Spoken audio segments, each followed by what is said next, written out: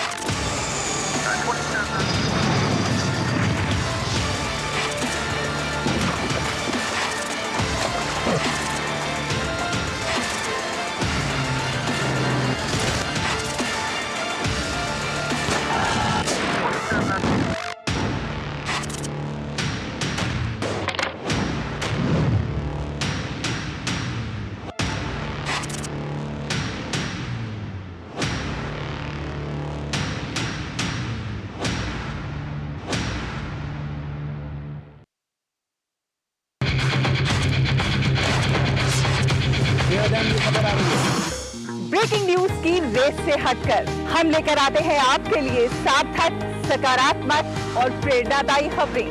खबरें सिर्फ हाथ से नहीं होते, खबरें अच्छी भी होती हैं जो देती है हौसला, बढ़ाती है आत्मविश्वास।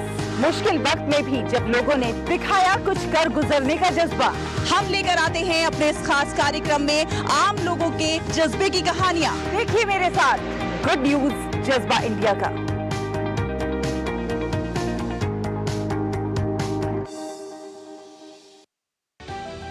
समाज की बेड़ियां तोड़कर हासिल किए अनोखे मुकाम, उज्जवल भविष्य के स्वप्न के साथ उन्मुक्त गगन में भरी उड़ान, बाधाओं के बंधन काटकर साबित की अपनी पहचान। जो अपने बुलंद हौसलों से सामाजिक बेड़ियां तोड़कर लिख रही हैं वीरता की गाथाएं। मैं उन्मुक्त, मैं स्वच्छंद, मेरा ध्येय अनंत, मेरी दिशा अनंत। मिलिए इन प्रेरणादायक शख्सियतों से मेरे साथ कार्यक्रम तेजस्विनी में, सिर्फ डीडी न्यूज पर।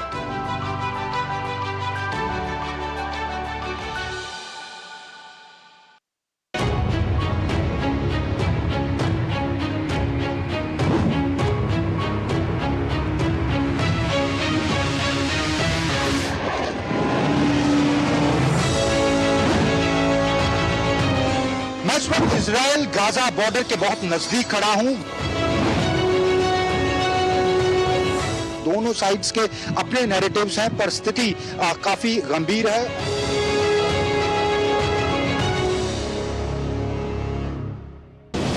पांच चुनावी राज्यों की चुनावी मिसाल: छत्तीसगढ़, मध्य प्रदेश, राजस्थान, तेलंगाना, मिजोरम का सियासी घमासान। किस राज्य में किसकी बनेगी सरकार? क्या है राजनीतिक दलों के दावे और क्या है उनकी हकीकत? हर राज्य की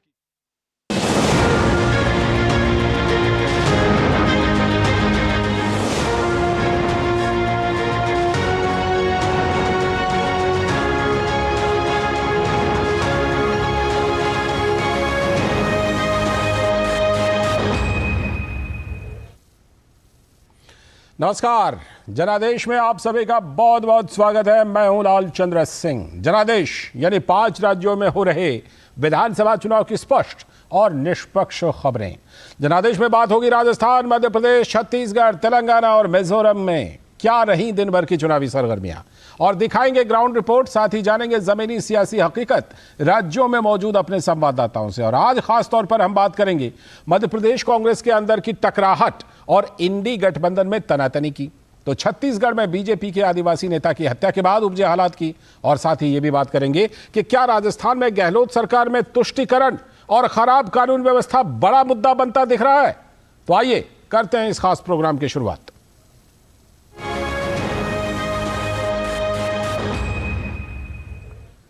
तो जनादेश में सबसे पहले बात आज मध्य प्रदेश की, जहां विधानसभा चुनाव के लिए उम्मीदवारों की घोषणा के बाद कांग्रेस के नाराज कार्यकर्ताओं का विरोध प्रदर्शन आज भी जारी रहा। कई विधानसभा से कार्यकर्ता भोपाल पहुंचे और अपना असंतोष जताया। इस बीच मध्य प्रदेश में सीट बंटवारे को लेकर समाजवादी पार्टी और कांग्रेस के बीच रिश्ते तनावपूर्ण हो गए। अब अखिलेश यादव लगातार इंडी गठबंधन के बजाय पीडीए के मुद्दे पर चुनाव लड़ने की बात कह रहे हैं।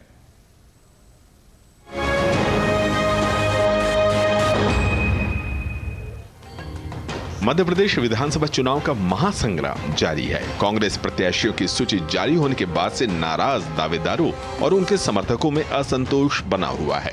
कांग्रेस कार्यकर्ताओं ने सोमवार को मध्य प्रदेश कांग्रेस अध्यक्ष कमलनाथ के घर के बाहर प्रदर्शन किया। उनकी मांग है कि नर्मदापुरम, सिवनी मालवा और रामपुर बाघेलान सीटों पर घोषित कांग्रेस उम्मीदवारों को बदला जाए। कांग्रेस ने असंतोष को खत्म करने की रणनीति बनाई है, लेकिन रूठों को मनाना मुश्किल हो रहा है। उम्मीदवारों की सूची जारी किए जाने के बाद कांग्रेस में मचे घमासान पर भाजपा ने चुटकी दी है। कमलनाथ जी ने तो कुर्ता फाड़ने की नसीहत कर दिग्विजय सिंह जी को लेकर दी और दिग्विजय सिंह जी के कुर्ते फाड़ने की बात कही, लेकिन कार्यकर्ता अतिशयोक्ति में आ गए, सिर्फ टप्पल कर रहे हैं, मारपीट कर रहे हैं, कमलनाथ जी के बंगले को घेरे हुए हैं। इस सब में षड्यंत्र, जो अंदरूनी राजनीति इनके अंदर कलह मची थी, वो सड़कों पर आ गई है।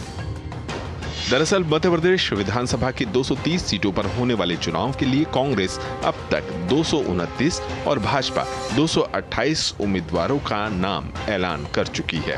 प्रदेश में जहां बीजेपी ने अब तक 28 महिला उम्मीदवारों को मैदान में उतारा है, तो वहीं कांग्रेस ने 30 महिलाओं को टिकट दिए हैं।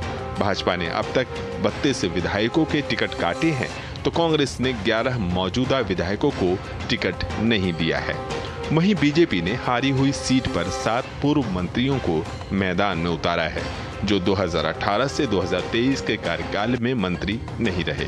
इसमें ग्वालियर पूर्व से माया सिंह, ग्वालियर दक्षिण से नारायण सिंह कुशवाहा, दामोह से जयंत मालैया, वारासिवनी से प्रदीप जायसवाल, बुरहानपुर से अर्चना चिटनीस, खरगोन से बालकृष्ण पाटीदार और सिंधवा से अंतर सिंह आर्य शामिल हैं।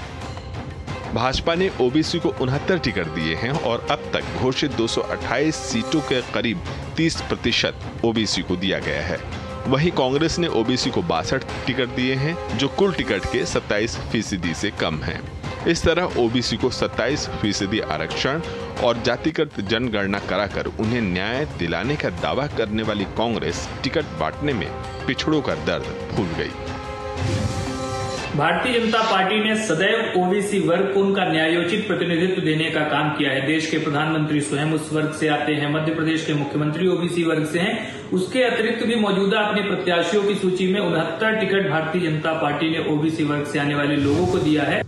कांग्रेस पार्टी ने हर वर्ग को संतुलित रख के टिकट देने का काम किया है, सर्वे के आधार पर टिकट देने का काम किया।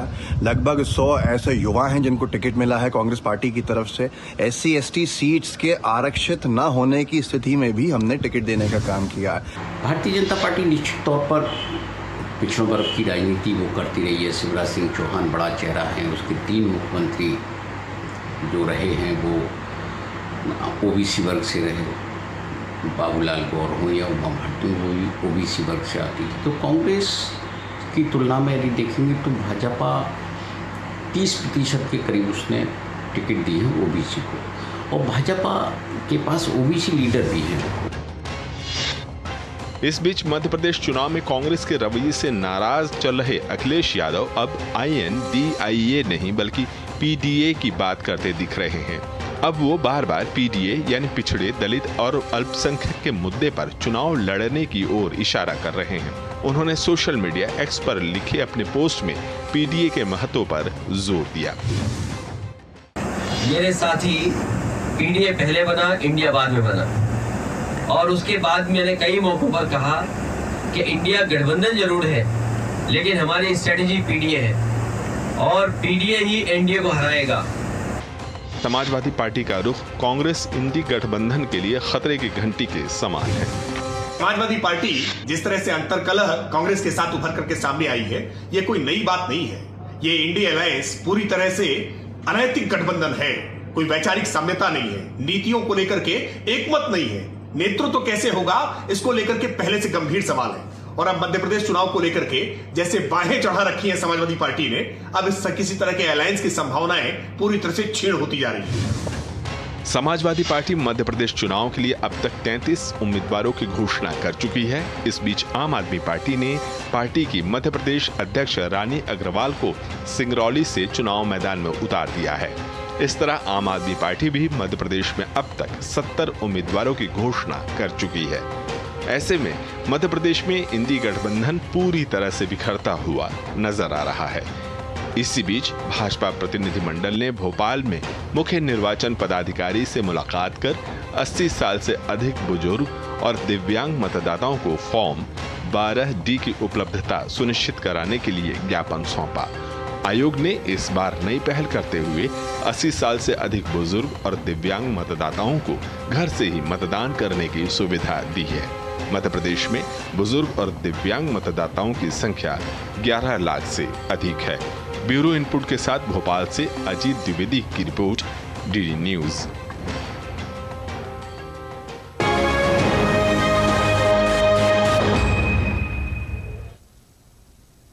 तो ये रिपोर्ट आपने मध्य प्रदेश पर अजीत द्विवेदी की देखी, हमारे संवाददाता की, और खुद अजीत इस समय हमारे साथ जुड़ चुके हैं और ज्यादा चर्चा के लिए। अजीत, जिस तरह से आपकी रिपोर्ट में हमने देखी, क्या मध्य प्रदेश में कांग्रेस के सामने दोहरी चुनौती है? एक तो सबसे पहले अंदर में जो विरोध प्रदर्शन हो रहा है, टिकट नहीं मिलने से नाराज असंतुष्ट अपने लोगों का, और साथ ही जो इंडी गठबंधन में जो तनातनी हम देख रहे हैं, जिस तरह से हम वार प्रतिवार देख रहे हैं एक दूसरे के ऊपर, ये भी कहीं ना कहीं कई सीटों पर, कुछ सीटों पर कांग्रेस के खेल को खराब कर सकती है, कांग्रेस की संभावना को क्षीण कर सकती है। अजीत, में जब से टिकट के बंटवारे हुए हैं, अगर हम कांग्रेस की बात करें तो पहले तो काफी देर लगाई गई, क्योंकि जो सहमति जो है, आम सहमति नहीं बन पा रही थी। तमाम जो धड़े हैं मध्य प्रदेश में कांग्रेस के, उनमें आम सहमति नहीं बन पा रही थी। और उसके बाद फिर कई बार जो मैराथन बैठकें हुई भोपाल से लेकर दिल्ली तक, और उसके बाद जो है पहली और फिर दूसरी लिस्ट जो है सूची कांग्रेस ने जारी की। हालांकि देखिए, उसके जारी होने के बाद ही लगातार विरोध प्रदर्शन जो है लगातार शुरू हो गए। और इस समय मध्य प्रदेश में स्थिति यह है कि 229 सीटें जारी कर चुकी है कांग्रेस। सिर्फ एक सीट उन्होंने आमला की बाकी रखी है जारी करने के लिए, उसमें उम्मीदवार उतारने के लिए। उसमें से करीब 50 सीटों में जो है जबरदस्त विरोध जो है कांग्रेस को झेलना पड़ रहा है। वहां पर स्थानीय लोगों का विरोध झेलना पड़ रहा है, साथ ही जो उनके कार्यकर्ता है स्थानीय, उनका विरोध झेलना पड़ रहा है। और रोज जो है बड़ी बड़ी गाड़ियों में जो है जो कार्यकर्ता है कांग्रेस के, वो मध्य प्रदेश में भोपाल यहाँ पहुंच रहे हैं। वहां पर जो दिग्विजय सिंह है उनके बंगले में जाके विरोध प्रदर्शन कर रहे हैं, कांग्रेस के जो कार्यालय है वहां जाके विरोध प्रदर्शन कर रहे हैं। यहाँ पर जो पूर्व मुख्यमंत्री कमलनाथ और पीसीसी चीफ है, उनके बंगले में जाकर विरोध प्रदर्शन कर रहा है। कल तो ऐसी स्थिति थी कि कई घंटे तक जो कमलनाथ है वो अपने बंगले से बाहर ही नहीं निकल पाए, क्योंकि बाहर इतना ज्यादा जो गुस्से में थे कार्यकर्ता, उनका वहां पे हुजूम था, और वो अपने घर के अंदर ही वहां पर रहे और बाहर नहीं निकल पाए बहुत देर तक। तो देखिए, ये दिखा रहा है कि किस तरीके से विरोध जो है लगातार बढ़ रहा है। हालांकि कांग्रेस कोशिश कर रही थी कि सभी को साधा जाए, सभी को खुश किया जाए। सभी जो धड़े हैं मध्य प्रदेश में कांग्रेस के, चाहे हम दिग्विजय सिंह धड़े की बात करें, या कमलनाथ के गुट की बात करें, या अरुण यादव गुट की बात करें, सूरज पचौरी के गुट की बात करें, लेकिन वो जिस तरीके से कुर्ता फाड़ वाला जो एक इंसिडेंट सामने आया, उसके बाद एक मैसेज भी गया कार्यकर्ताओं में कि सब कुछ ठीक नहीं है। जो बड़े नेता है वो कहीं ना कहीं वो आपस में एक मत नहीं है, और वो जो अपने अपने लोगों को एडजस्ट करने की जो कोशिश जो हमेशा कांग्रेस करती है, कांग्रेस के जो नेता करते हैं, उससे कहीं ना कहीं ये खेल बिगड़ा है। उसके बाद से लगातार जो है विरोध प्रदर्शन जारी है। हालांकि बीजेपी में भी विरोध प्रदर्शन हो रहे हैं, और उसमें भी करीब 25 से 27 सीटें ऐसी है बीजेपी में जिसमें कि वहां पर भी असंतोष खुलकर आया है। लेकिन इतना ज्यादा असंतोष नहीं है जिस तरीके से मध्य प्रदेश में कांग्रेस में दिखाई दे रहा है। दूसरी बात यह है कि इंडी गठबंधन जिस तरीके से मध्य प्रदेश में टूटा है, उससे कांग्रेस को खासा नुकसान हो सकता है, जो कि मध्य प्रदेश में अगर गठबंधन होता, और जिस तरीके से अगर ये इंडी गठबंधन के अगर आपकी बात करें या सपा की बात करें, तो मध्य प्रदेश में करीब पिछली बार करीब आधा दर्जन सीटें ऐसी थी जहां पर की समाजवादी पार्टी जो थी वो दूसरे नंबर पे थी। तो आप सोचिए, अगर गठबंधन हो जाता दोनों ही पार्टियों का, तो कहीं ना कहीं संख्या जो है वो बढ़ सकती थी, नंबर बढ़ सकते थे। पिछली बार देखिए बहुत कम नंबर से जो है सरकार बनने बिगड़ने का खेल हुआ था। पिछली बार बीजेपी को 9 सीटें मिली थी और कांग्रेस को 114 सीटें मिली थी। तो उसकी बात है कि जो उत्तर प्रदेश से जो सीमावर्ती इलाका है, अगर हम बात करें, जो विंध्य का क्षेत्र है, जो ग्वालियर चंबल का जो क्षेत्र है, बुंदेलखंड का जो उत्तर प्रदेश की जहां से सीमा लगती है मध्य प्रदेश में, वहां पर कुछ प्रभाव जो है बसपा, सपा और आप का थोड़ा बहुत दिखाई देता है। ठीक है। जो बीएसपी से 2 सीटें जीती थी, सपा 1 सीट जीती थी। तो देखिए वहां पर उपस्थिति है, लेकिन बहुत मजबूत उपस्थिति नहीं है। अगर गठबंधन होता और ये पूरे बोर्ड जो है वो पोलराइज होते तो कहीं ना कहीं कांग्रेस की जो सीटें हैं वो बढ़ती, और इससे नुकसान जो है कांग्रेस को होगा। और जिस तरीके से कांग्रेस उम्मीद लगा रही थी कि यहाँ पर जो है सपा और बसपा और आपके साथ में गठबंधन कर लेगी और यहाँ पर जो है वो जो वोट है वो उसके खाते में आएगा, लेकिन ऐसा होता दिखाई नहीं दे रहा है फिलहाल। जी, बहुत बहुत शुक्रिया अजीत, जुड़ने के लिए और विश्लेषण करने के लिए। आपकी रिपोर्ट भी थी और आपने ये विश्लेषण किया, बहुत बहुत शुक्रिया आपका। और इसी के साथ जनादेश में यहां पर वक्त है एक ब्रेक का, और उसके बाद जब लौटेंगे तब बात करेंगे 2 और राज्यों छत्तीसगढ़ की और राजस्थान की। बने रहिए डीडी न्यूज के साथ।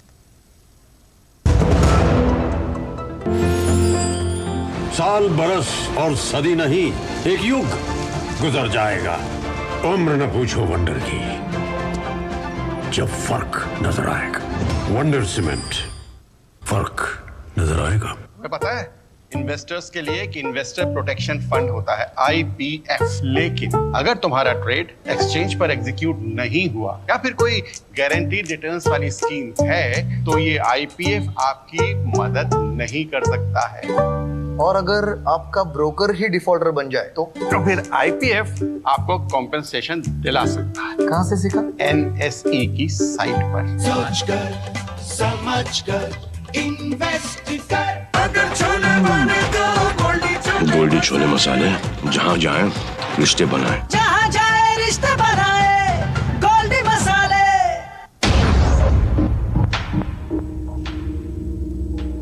हरदम तैयार है, बिल्कुल तैयार है, हरदम तैयार है, तैयार है, जी जाने से तैयार है, इसीलिए तो हम लहरों के पहरेदार हैं। जय भारती, जय भारती, हम हैं नौसेना, हम हैं भारत के, जय भारती, जय भारती, हम हैं नौसेना, हम हैं भारत के, सारथी, सारथी, सारथी।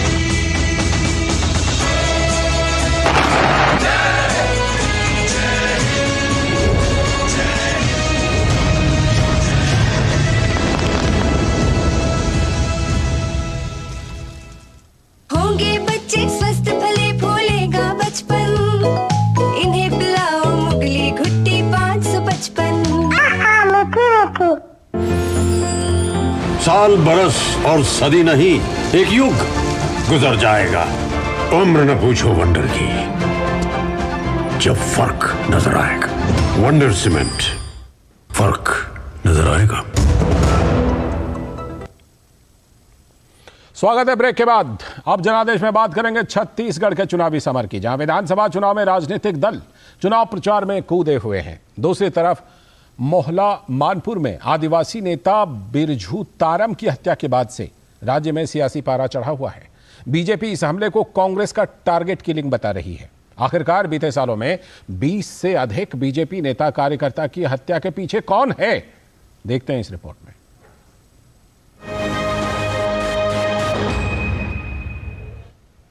विधानसभा चुनाव से पहले मोहला मानपुर के आदिवासी भाजपा नेता की हत्या के बाद छत्तीसगढ़ की राजनीति में उबाल है, लेकिन ये फहरिस्त लंबी है और अनगिनत बीजेपी कार्यकर्ता राजनीतिक रंजिश का शिकार हुए हैं।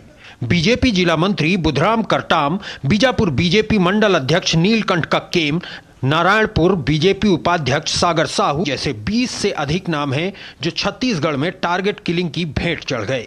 बीजेपी का आरोप है कि नक्सलवाद कांग्रेस पोषित है और चुनाव में कांग्रेस को दिख रही हार और हताशा ने टारगेट किलिंग को बढ़ावा दिया है कि कांग्रेस इस चुनाव में 2023 के चुनाव में, विधानसभा चुनाव में कहीं न कहीं इस नक्सलवाद और इसका सहारा लेकर चुनाव और पूरे प्रदेश के अंदर में एक आतंक का वातावरण, आतंक और भय का वातावरण बनाकर यहां पर चुनाव लड़ रही है। हमने चुनाव आयोग से भी इस मामले में कंप्लेंट किया। ऐसा नहीं कि हम केवल आरोप लगा रहे हैं, हमने कंप्लेंट किया है।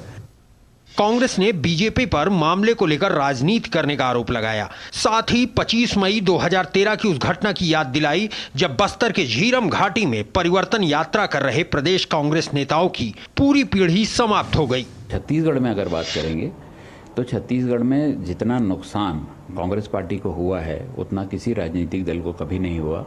2013 25 मई को जो परिवर्तन यात्रा थी कांग्रेस की, उस पर कथित नक्सली हमला हुआ और उसमें कांग्रेस पार्टी की पूरी पीढ़ी जो है समाप्त हो गई।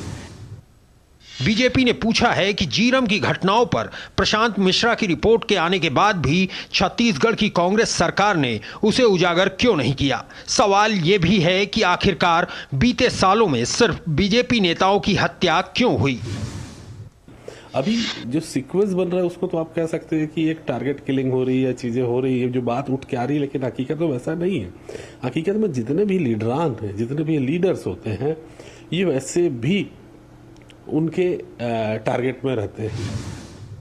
90,000 से ज्यादा वर्ग किलोमीटर में फैले दंडकारण्य का जंगल नक्सलियों का गढ़ रहा है, जहां के जंगलों में टारगेट किलिंग होती रही है। 2018 से अब तक छत्तीसगढ़ में नक्सलियों ने 1000 से अधिक घटनाओं को अंजाम दिया है और बीते अगर हम 1 साल की बात करें तो बीते 1 साल की हत्याओं में 20 से अधिक बीजेपी के नेता और अनगिनत कार्यकर्ता मारे गए हैं।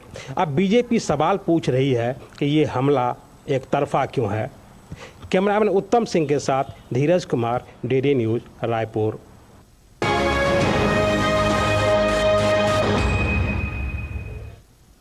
तो बीजेपी सवाल पूछ रहे हैं कि हाल के दिनों में यह हमला एक तरफा क्यों है। और इस बीच छत्तीसगढ़ में बीजेपी प्रतिनिधिमंडल ने मुख्य निर्वाचन पदाधिकारी से रायपुर में मुलाकात की। इस प्रतिनिधिमंडल में बीजेपी सांसद सुनील सोनी, संतोष पांडेय और पूर्व मंत्री अजय चंद्राकर शामिल रहे। बीजेपी सांसद सुनील सोनी ने कहा कि हमने चुनाव आयोग से प्रदेश में निष्पक्ष चुनाव की व्यवस्था करने की मांग की है। आए थे हमारे सांसद संतोष पांडे जी, अजय चंद्राकर जी, हम कि निष्पक्ष चुनाव की व्यवस्था करें, क्योंकि जिस प्रकार से अभी जो चल रहा है वो निष्पक्षता नहीं है और निष्पक्षता होना चाहिए। उसका पूरा ब्यौरा हमने चुनाव आयोग के सामने रखा है। और वहीं इस बीच मुख्यमंत्री भूपेश बघेल ने राज्य में कांग्रेस सरकार आते ही इस बार भी किसानों की कर्ज माफी का वादा किया है, लेकिन छत्तीसगढ़ में टिकट कटने से नाराज कार्यकर्ताओं की बगावत रुकने का नाम नहीं ले रही। हालांकि पार्टी का कहना है कि इन बागियों को जल्द ही मना लिया जाएगा। वहीं बीजेपी का कहना है कि इस बार कांग्रेस की बगावत ही उसके लिए नासूर बनेगी।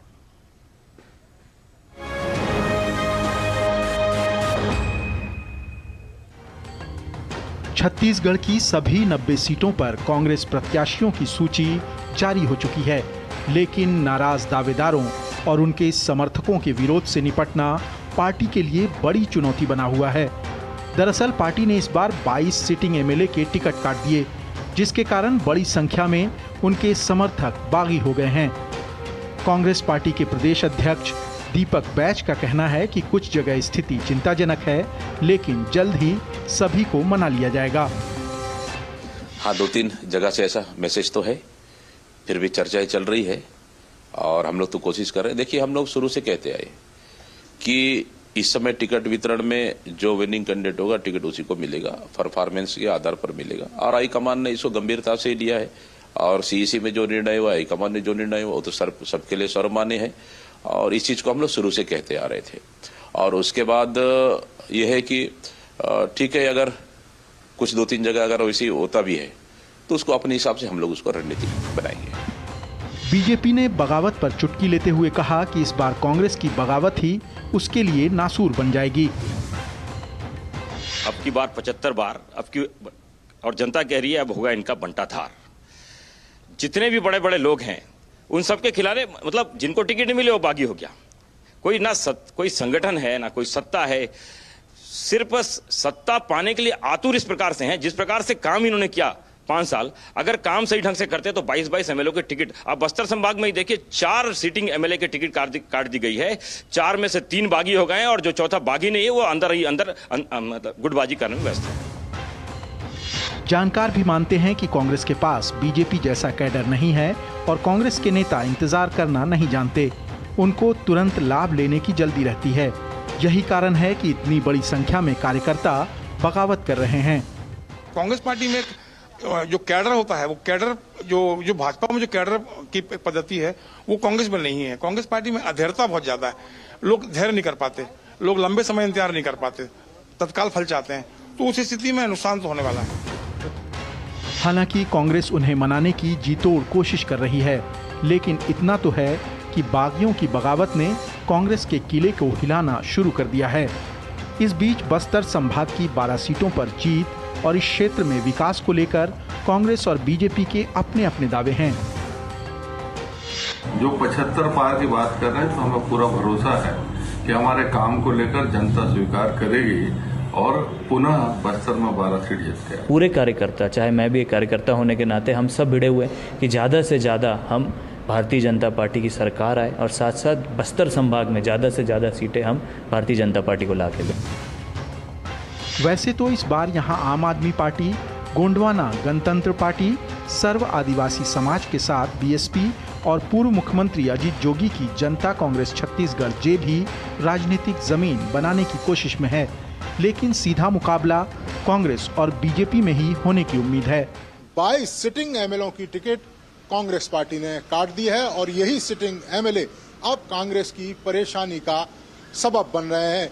ज्यादातर सिटिंग एमएलए कांग्रेस के प्रत्याशियों के सामने ताल ठोक रहे हैं और जो ताल नहीं ठोक पा रहे हैं वो अंदर खाने भीतरी घात कर रहे हैं, जिसकी वजह से कांग्रेस पार्टी की चिंताएं चुनाव को लेकर बढ़ी हुई हैं। कैमरामैन मोरबुकुट के साथ नीरज सिंह, डीडी न्यूज, छत्तीसगढ़।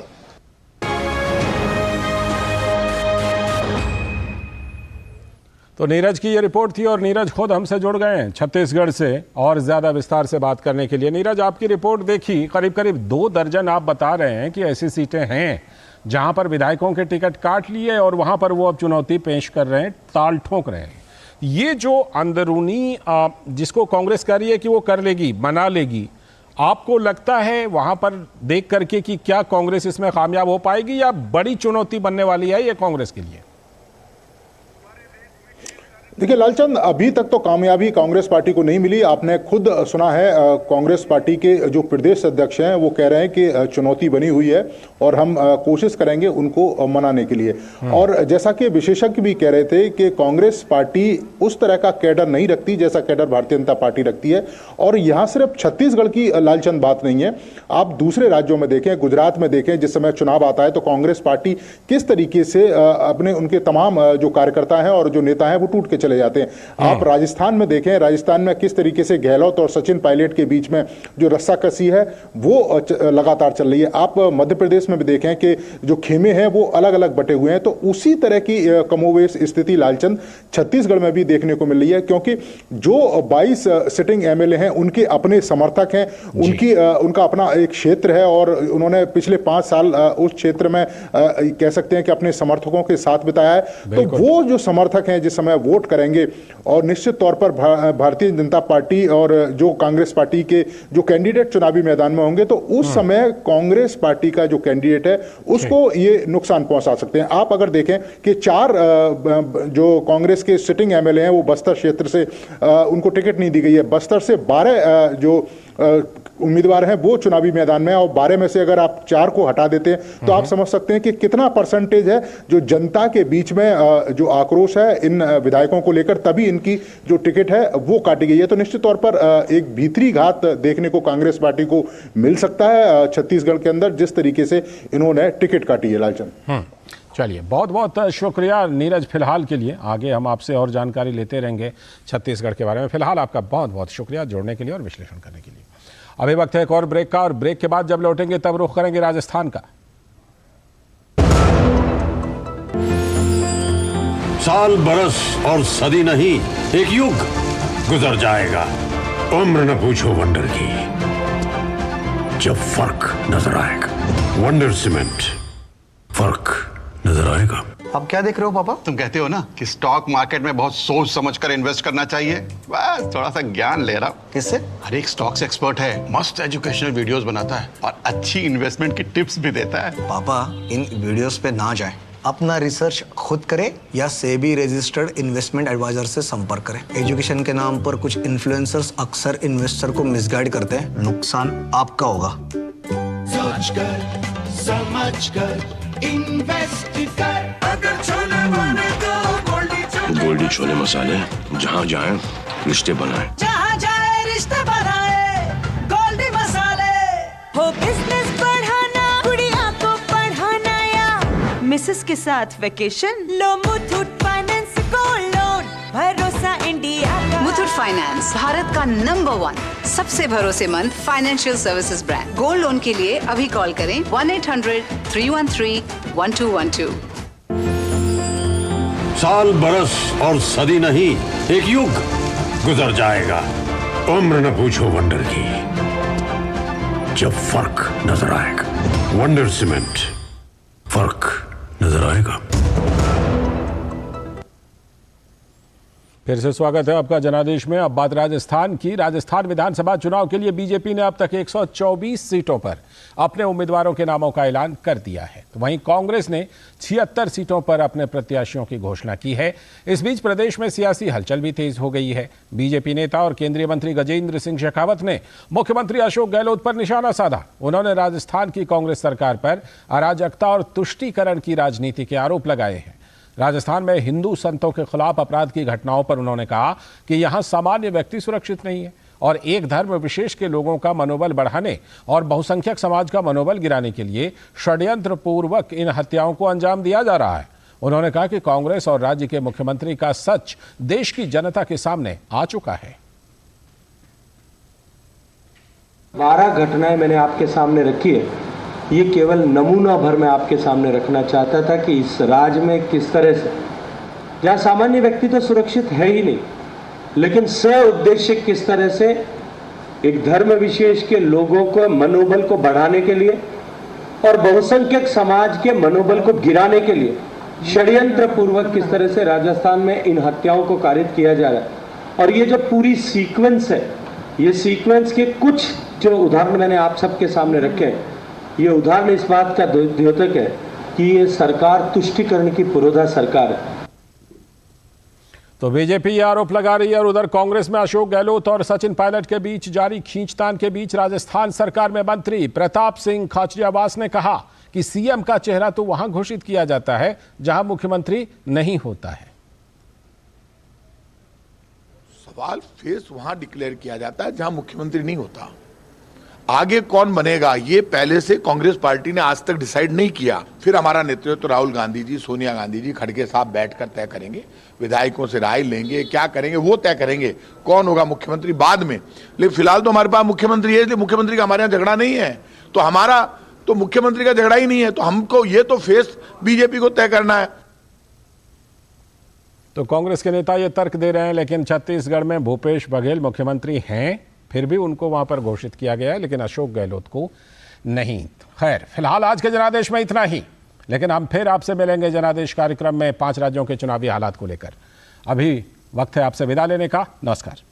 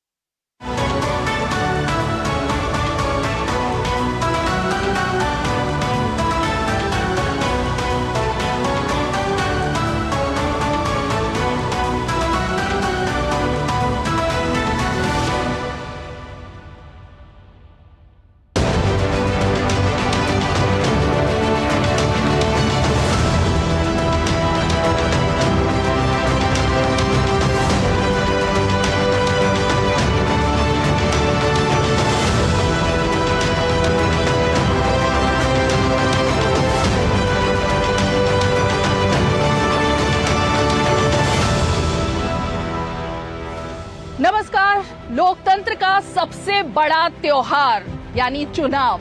और मध्य प्रदेश चुनाव का जायजा लेने के लिए अब डीडी न्यूज का ये चुनाव रथ जिस जिले में पहुंचा है उसकी मिसाल जो है वो लगातार दी जाती है। रायसेन जिला, और रायसेन में एक विधानसभा की सीट है जो कि ऐतिहासिक तौर पर भी बहुत ज्यादा मायने रखती है और धार्मिक तौर पर भी।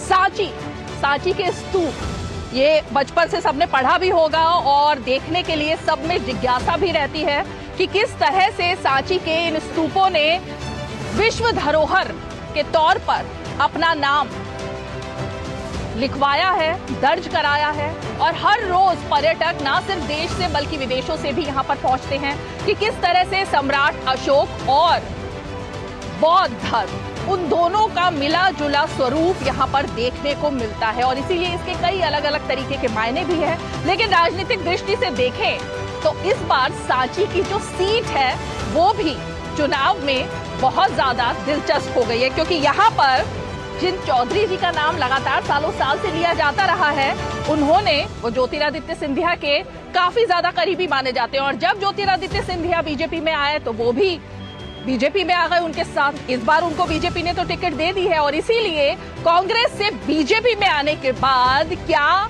चौधरी एक बार फिर से यहां से जीत दर्ज करा पाएंगे, या फिर कि कांग्रेस की सीट जो पहले कई सालों पहले थी वो यहां पर लौट कर आ पाएंगे।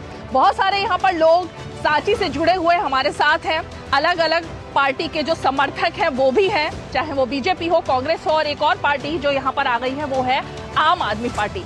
जरा बात करने की कोशिश करेंगे और शुरुआत करते हैं हम आप ही से। क्या लग रहा है, चौधरी जी आ पाएंगे इस बार आपके इलाके में?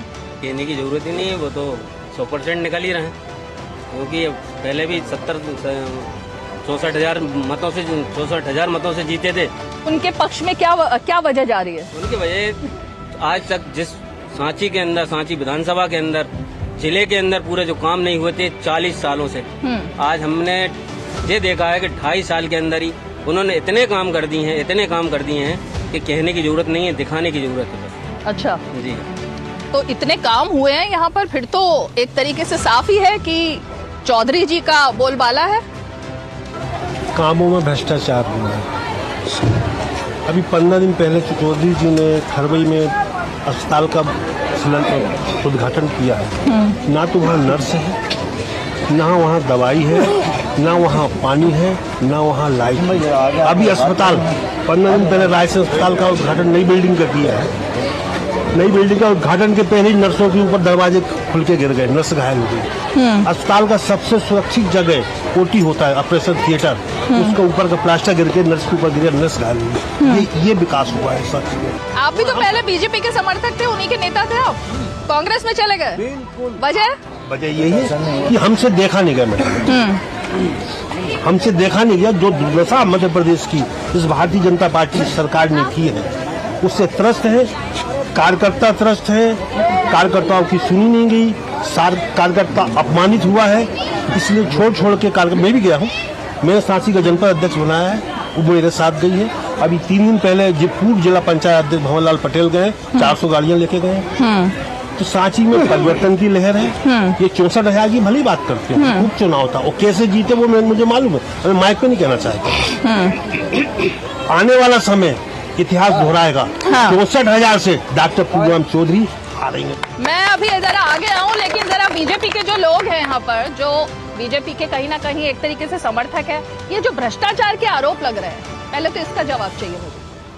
भ्रष्टाचार का जो आरोप आदरणीय दीक्षित जी ने लगाया है, पहली बात तो कार्यकर्ता खुश है और 64,000 से वोट से हम अधिक वोटों से जीतेंगे।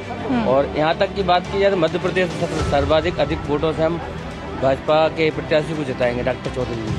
आदरणीय दीक्षित जी अगर कह रहे हैं भ्रष्टाचार जहाँ पर हुआ है, तो मैं जो कहता हूँ भ्रष्टाचार ये भी बीजेपी में थे, अभी कुछ दिन पहले ये कांग्रेस छोड़ के गए, बीजेपी छोड़ के गए, बीजेपी छोड़ के ये कांग्रेस में गए। इनको इनकी दाल नहीं गली। कैसी दाल? कैसी दाल? भाजपा में इनकी दाल भाजपा में नहीं गली। कैसी दाल? इसलिए भाजपा में भ्रष्टाचार होता ही नहीं। ये कांग्रेस छोड़कर आए थे, इनको आदत थी भ्रष्टाचार करने की। ऐसे जेट योजनाओं का जो कांग्रेस से घोटाला करी है, तो आदत है दीक्षित जी को, इसलिए यहाँ दाल नहीं गल पाई, इसलिए कांग्रेस छोड़ कर चले गए। भाई दाल नहीं गली है तो ये कह रहे हैं कि दाल ही नहीं गली, इसलिए जाना पड़ा। देखिए मैडम, मैं बताता हूँ आपका भ्रष्टाचार का जीता जागता उदाहरण। हमारे उदयपुरा विधानसभा क्षेत्र में भी प्रत्यक्षालय बने हैं 2, और वही प्रत्यक्षालय सांची में भी बने।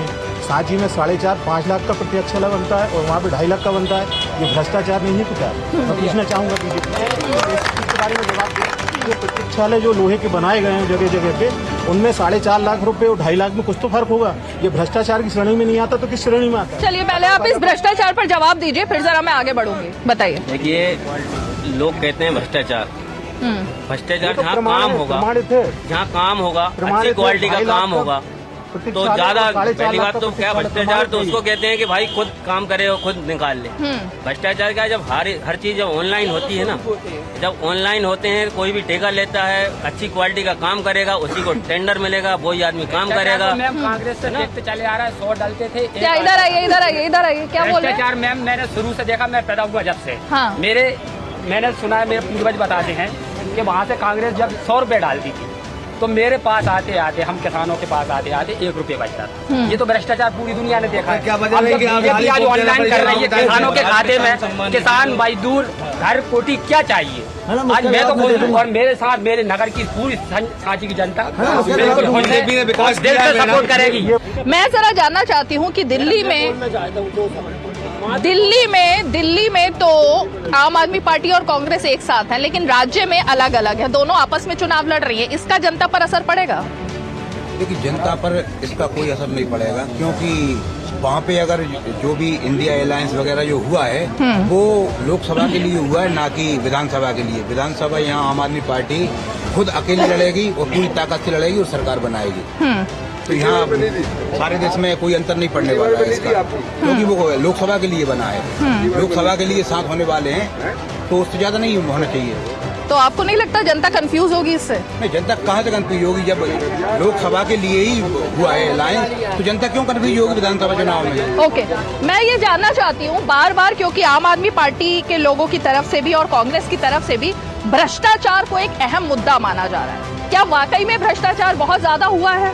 जी मैडम, बहुत अति से ज्यादा, क्योंकि हमारे आ रही हूँ, आपके पास भी आ रही हूँ। हाँ। हमारे गांव से आज तक पोलिंग कांग्रेस नहीं जीती है, आज तक नहीं जीती जब से मैंने होश संभाला है। लेकिन इसके बाद भी हमारे गांव में अभी डॉक्टर पूर्वराम चौधरी जी ने इतना सा रोड नहीं डलवाया कि जहाँ से अपन कैमरे तक रहेंगे। अगर तो वो कैसे जीतते आए इतनी बार से? मैडम वो थोड़ी नहीं जीती, डॉक्टर गौरी शंकर से इस बार जीती है बीजेपी से। उनको तो बीजेपी से नहीं, पिछली बार। अरे वो तो गलती से जीत गए मैडम, कुछ लोग बिक गए। नहीं है मैडम, बिक के गए। आइए आगे आइए। 35 करोड़ में हम तो बिके हैं मैडम। ओके, चलिए। डॉक्टर प्रभुराम चौधरी जी ने विकास का साथ दिया है।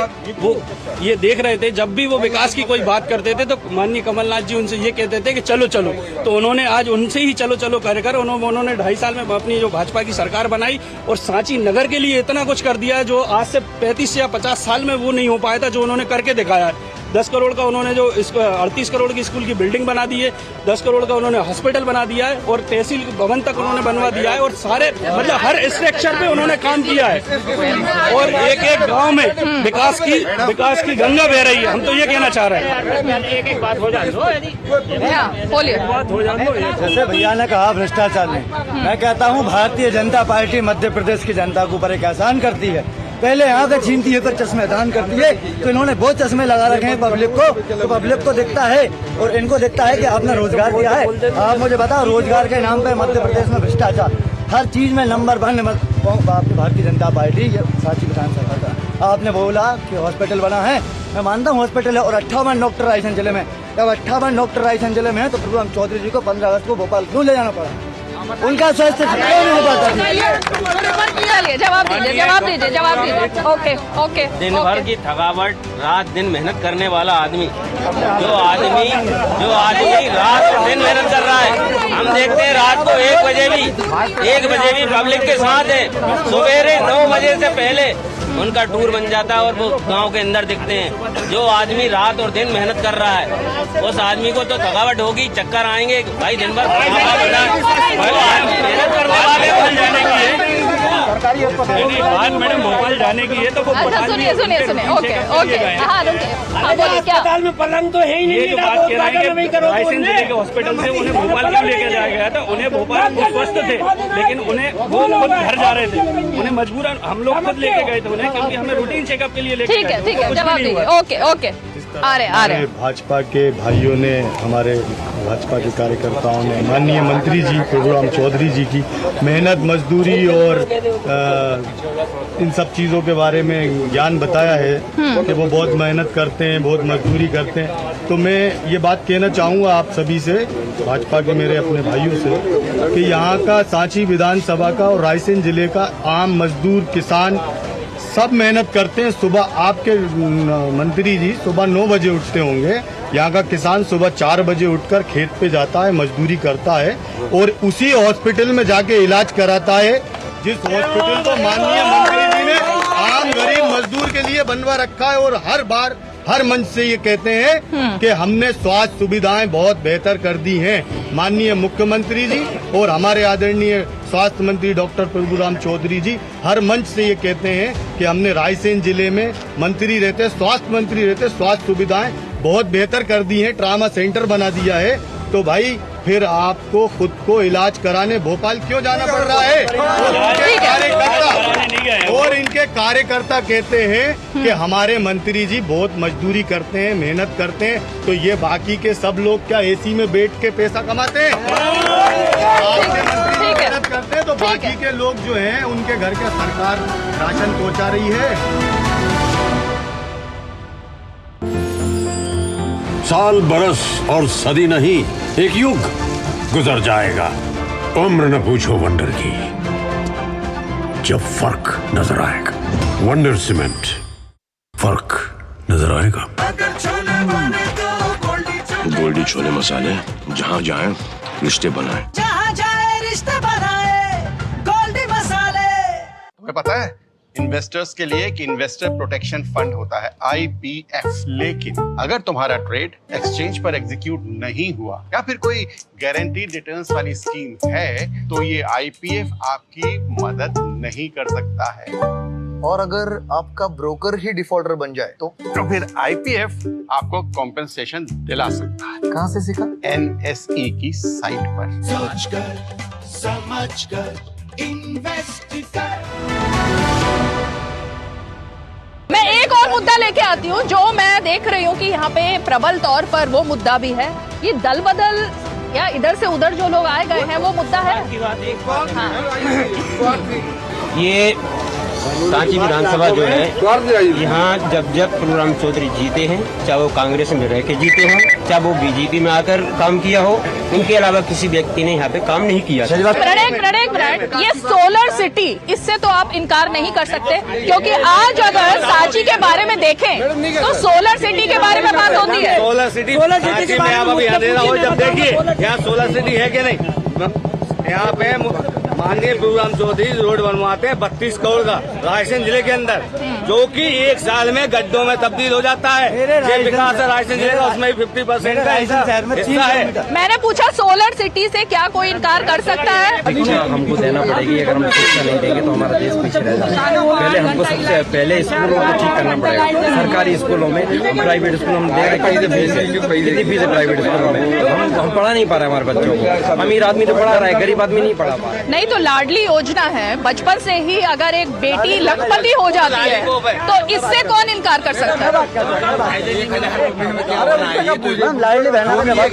बीजेपी कांग्रेस वाले केजरीवाल जी और दिल्ली सरकार जो चल रही है उसकी तरफ पे ही काम कर रहे हैं। पहले ये बताते थे कि फ्री की रेवड़ी है, अब यहाँ ये जो बांट रहे हैं, यहाँ फ्री की रेवड़ी नहीं है। अरविंद केजरीवाल अगर देते हैं दिल्ली में, भगवंत मान अगर पंजाब में देते हैं तो वो फ्री की रेवड़ी है, यहाँ देते हैं तो योजना बन जाती है। वो ये इन लोगों का दोहरा चरित्र है। बीजेपी और कांग्रेस एक ही सिक्के के दो पहलू हैं। देखिए आम आदमी की बात, एक ही सिक्के के दो पहलू हैं, एक ही सिक्के के दो पहलू। हाँ, आम आदमी पार्टी के मंत्री आज जेल में भ्रष्टाचार के आरोप में। मैं नहीं कह रहा हूँ, ये देश की सरकार हो रही है। और दूसरा सवाल रहा सांची विधानसभा का। सांची विधानसभा में विकास हुआ है, बीजेपी के कार्यकर्ताओं का, बीजेपी के नेताओं का जमीन पे कोई काम नहीं है। जनता मन बना चुकी है, बिकाऊ नहीं, टिकाऊ चाहिए। ये जनता मन बना चुकी है। ठीक है, कौन है ये बिकाऊ और टिकाऊ? बिकाऊ और टिकाऊ कौन है?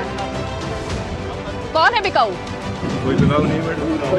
तो ये जो आरोप लग रहे हैं बिकाऊ नहीं है इनका, तो क्या है, इनके काम तो कभी हुए नहीं है, इसलिए ऐसा बोल रहे हैं। नीचे जमीन पर आके देखें, काम हुए हैं, सारी जगह काम हुए हैं, गांव-गांव में काम हुए हैं, नल जल योजनाएं चल रही हैं, शौचालय बन रहे हैं। बताइए, ये एक सेकेंड, क्या प्रभुराम चौधरी जिस तरीके की चीजें, वो स्वास्थ्य मंत्री हैं, क्या रोड को लेकर के बिल्कुल काम नहीं हुआ है? नहीं, काम हुआ मैडम। आप देख लीजिए, आसपास देख लीजिए, ऐसा नहीं है। जो अभी सांची के लिए बता रहा हूँ, कितने काम हुए हैं वास्तव में आज तक कभी नहीं। आप देखिए, हॉस्पिटल बन रहा है, स्कूल बन रहा है, 16 सिटी यहाँ पे है, वाटर फिल्टर यहाँ पे लगे हुए हैं, 26 करोड़ की, 100 करोड़ से ज्यादा की योजना सांची में चल रही है, जो आज तक पूरे देश के इतिहास में आज तक नहीं हुआ। इससे पहले कभी नहीं हुआ? इससे पहले कभी नहीं हुआ। आप देख लीजिए, इनसे पूछ लीजिए, यदि गोवत बता देंगे, कोई भी बता दें यहाँ पे। इससे पहले जो 3.5 साल में काम हुए, आज तक देश आजाद हुआ है, आज तक नहीं हुए इतने काम, इसका 50% भी नहीं हुआ। ठीक है, ये एक अहम मुद्दा है। एक मिनट पीछे रहिए, ये एक अहम मुद्दा है। हाँ, मैं आ रही हूँ, पहले मैं जरा इनके पास आऊँ। ये एक अहम मुद्दा है जिस बात के बारे में हमेशा बीजेपी बात करती है कि पिछले 60 साल में इतना नहीं हुआ जितना पिछले 10 साल में हो गया। और खासकर यहाँ की भी बात करें तो सांची का जो पूरा हम देख रहे हैं रोड मैप, उसमें अगर योजनाएं आ रही हैं, हजारों करोड़ की बात हो रही है। क्या कांग्रेस के शासन में कभी ऐसा हुआ था? जब देश आजाद हुआ था, देश की अर्थव्यवस्था मात्र 46 करोड़ थी। देश की जनता 42 करोड़ जनता थी। सरकार के पास खिलाने को अनाज नहीं, मात्र 46 करोड़ में आज देश यहाँ पहुँचा है। जिस देश में खाने को नहीं होता था, उस देश में आज गल्ला रखने को जगह नहीं है। IIM, IIT, बड़े बड़े बांध आज जो आप देख रहे हैं, चंदमा भी पहुँचे हैं। हाँ। वो सारी कांग्रेस की प्रयोगशाला है। आप बीजेपी में कितने साल रहे? मात्र 3.5 साल। कार्यकर्ता अपने सम्मान की लड़ाई लड़ता है। तो नहीं था सम्मान? किसी भी मतलब जहाँ उसको अच्छा लगता है कि मेरा सम्मान होगा, तो वहीं जाता, वहीं रहता है। आज भारतीय जनता पार्टी में जो भगदड़ मची है, वो सम्मान की लड़ाई की भगदड़ है।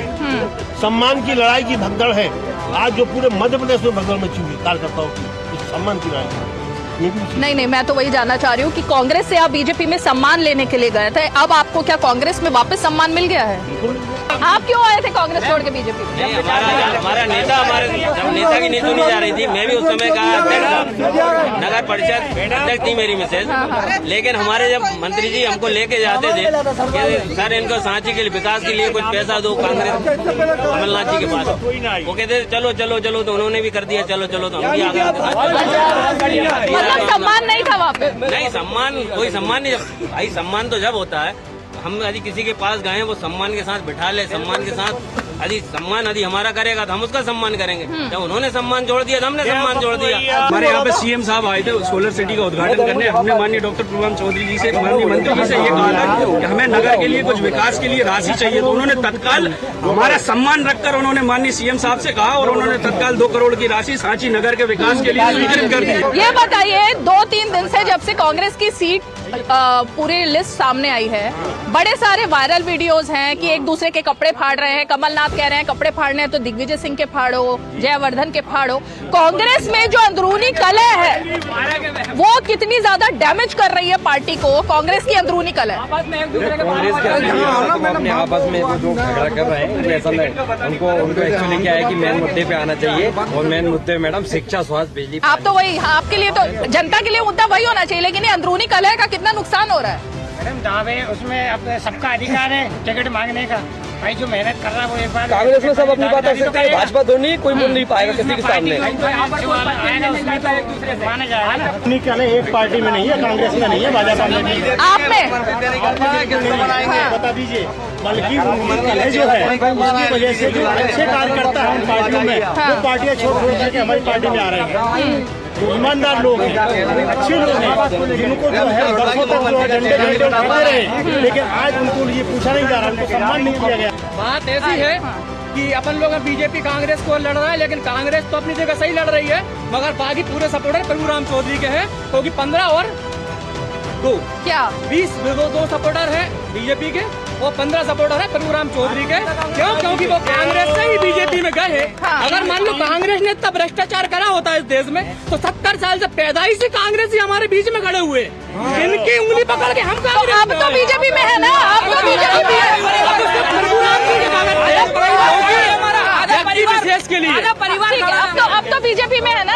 बीजेपी में? देखिए, हम लोग मुद्दों पर बात कर रहे हैं, अब जरा थोड़ा सा सीरियसली बात करते हैं। कौन सी ऐसी चीज है जो कांग्रेस ने करवाई, इसका जवाब दीजिए। देखिए, कौन सी ऐसी चीज है जो कांग्रेस ने करवाई? अपन चुनाव के लिए बात कर रहे हैं, चुनाव के लिए कांग्रेस ने यहाँ क्या करवाया? के लिए बात कर रहे हैं, कांग्रेस ने यहाँ क्या करवाया? कांग्रेस ने सीएम राय स्कूल बनवाया।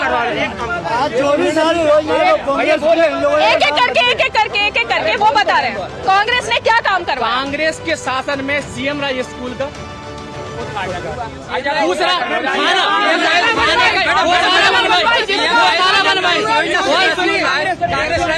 बनवाई और खाने का उद्घाटन भी कांग्रेस के शासन में ही हुआ। उद्घाटन हुआ, लेकिन अमली जामा किसने पहनाया? तो जब उद्घाटन आज होगा, जब तो कल जमली वहाँ पहनाया जाए। साल बरस और सदी नहीं, एक युग गुजर जाएगा। उम्र न पूछो वंडर की, जब फर्क नजर आएगा। वंडर सीमेंट, फर्क नजर आएगा। यहाँ पर किसान कौन कौन है? संजू पटेल। काफी किसान है, आप भी किसान। ये किसानों के लिए सरकार ने इतनी योजनाएं चलाई, किसानों के लिए बहुत बात की जा रही है, इसकी हकीकत क्या है? हमें का मतलब बड़े पटेल रहेंगे। मैडम, खाद महंगी हो गई, उसमें खाद की मात्रा कम हो गई, पैसा बढ़ा दिया, खाद की मात्रा कम हो गई, किसान को उचित दाम नहीं मिल पा रहा है, कीटनाशक दवाइयाँ इतनी महंगी हो गई हैं, किसान के पास कुछ बच नहीं रहा है। अब 2000 रुपए एक किसी डाल के आप दिखाते हैं, रेवड़ी है वो, रेवड़ी है। बच्चों को खुश करने वाली बात है, सबने कम गोली खिला देते, बिस्कुट खिला देते, चुप कर देते, चुप करने की कोशिश की है। अभी जो कांग्रेस का घोषणा पत्र आया है, कांग्रेस किसान का गल्ला 2600 रुपये में खरीदेगी, धान 2500 रुपये में खरीदेगी, इससे किसान खुशहाल होगा। सबसे ज्यादा अगर दुर्दशा में अगर हिंदुस्तान में कोई है तो किसान है। किसान की हकीकत बताइए। एक मिनट, आ रही हो, आपके पास आ रही हूँ। किसान की हकीकत ये है कि मध्य प्रदेश में किसान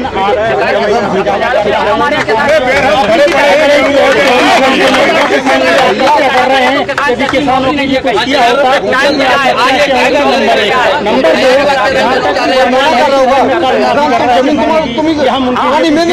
2 किसान ये नहीं चाह रहे, आप उसे कुछ कर दीजिए, उसका बिल्कुल कर्ज माफ आप कर्ज आएगा ही नहीं, उसकी फसल का दाम दे दीजिएगा।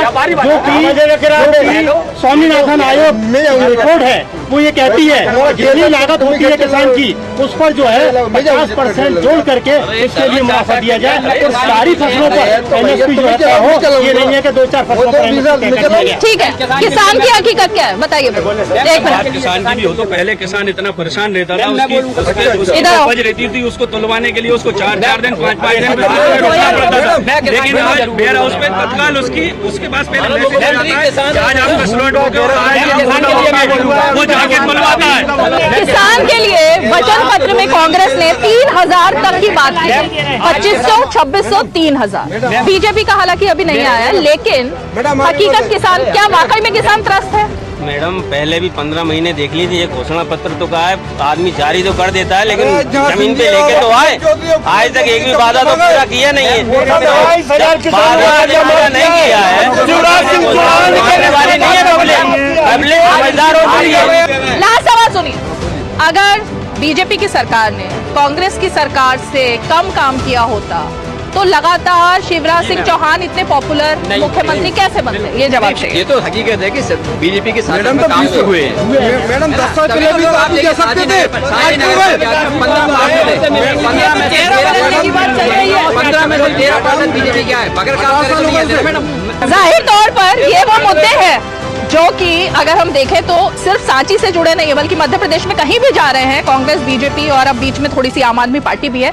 इन्हीं मुद्दों को लगभग दोनों तरफ से उठाया जा रहा है। भ्रष्टाचार का मुद्दा है वर्सेस विकास का मुद्दा है, लेकिन 20 साल पुराने उन गड्ढों की भी यादें ताजा जरूर हो रही हैं जो कि इन सड़कों पर दिखाई देते थे, और अब सब लोग ये भी बात कर रहे हैं कि क्या वाकई में जो कांग्रेस दावा कर रही है कि कुछ नहीं बदला, तो उसकी हकीकत के जवाब में बीजेपी जो विकास का नारा दे रही है उसमें कितना दम है। सांची से कैमरा पर्सन आरके के साथ रीमा पराशर, डीडी न्यूज के लिए।